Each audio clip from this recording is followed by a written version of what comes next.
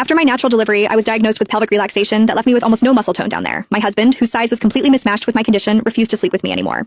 When my father-in-law found out, he cornered me in the bathroom with a dark, knowing look. He confessed to suffering from acromegaly and suggested we might be a perfect physical match. That evening, I made a point of putting on a pair of black sheer stockings, but my husband, Gordon Rudd, claimed that he had a lot to deal with at work, so he grabbed his pillow and went to the study. I was so upset that I was on the verge of tears. The baby's already 3 months old, and you've only touched me once since then. I have needs too.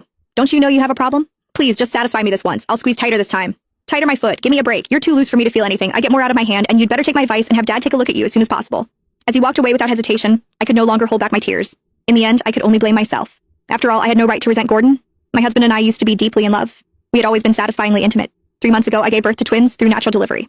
My birth canal tore during labor. I needed more than a dozen stitches. After that, everything down there became unbearably loose. Our intimacy took a massive hit. My husband slept with me only once after the birth, then flatly refused to do it again. These past few weeks, I had been making do with eggplants, cucumbers and stuff, but as big and thick as those things were, they could not compare to a real warm man. If anything, they only made my cravings stronger. That night, I was so desperate, I swallowed my pride and begged my husband again. However, not only did he refuse me outright, he once again told me to find time to see his father for treatment as soon as possible.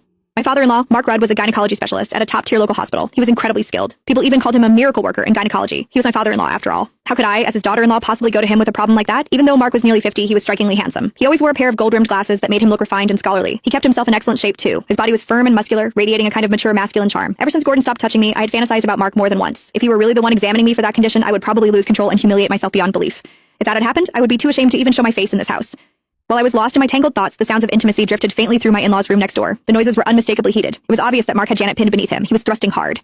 As Janet's breathless gasps and soft moans continued through the wall, I actually found myself feeling envious and jealous. If only I were the one underneath Mark. The thought sent what was left of my smoldering desire roaring back to life and burning hotter than ever. I could not help squeezing my thighs together and rubbing them against each other for friction. Just then, raised voices suddenly came from the room next door. Janet was loudly protesting. Mark's voice followed. He was coaxing her. I was stunned. Apparently, Mark was so vigorous that Janet could not handle it anymore. She refused to continue no matter how much he lowered his voice and begged her. You're enormous, and you go on for over an hour every time. If you really want it that badly, go find a prostitute. God, over an hour. That must feel incredible. Some people were dying of thirst while others drowned. Mark's size and stamina were astonishing, yet Janet treated it like a burden. Meanwhile, I was empty and aching with need, yet Gordon would rather take care of himself than touch me even once. The world really was not fair. With a sigh, I climbed out of bed and padded miserably to the guest bathroom in the living room. Standing in front of the mirror, I looked at myself. My skin was fair and smooth. I had a body with curves that turned heads. Anyone who saw me would call me a beauty. Yet, despite my perfect appearance, my husband paid no attention. I was left to rely on myself. I stood in front of the mirror, lifted one leg, and bit my lip. I started pleasuring myself. When Janet had suggested that Mark find a prostitute, I wished I could just rush in and tell him not to bother looking and that he should just come to me. I was cleaner than a prostitute. More importantly, I needed it much more than they did. I thought, God, what am I thinking? He's my father-in-law. The more I tried to stop myself, the more those thoughts kept creeping in. Without realizing it, I even started to whisper, Mark, harder, do it harder. The forbidden thrill and the madness of it all made me feel more aroused than ever. I got carried away as my hand moved faster and harder.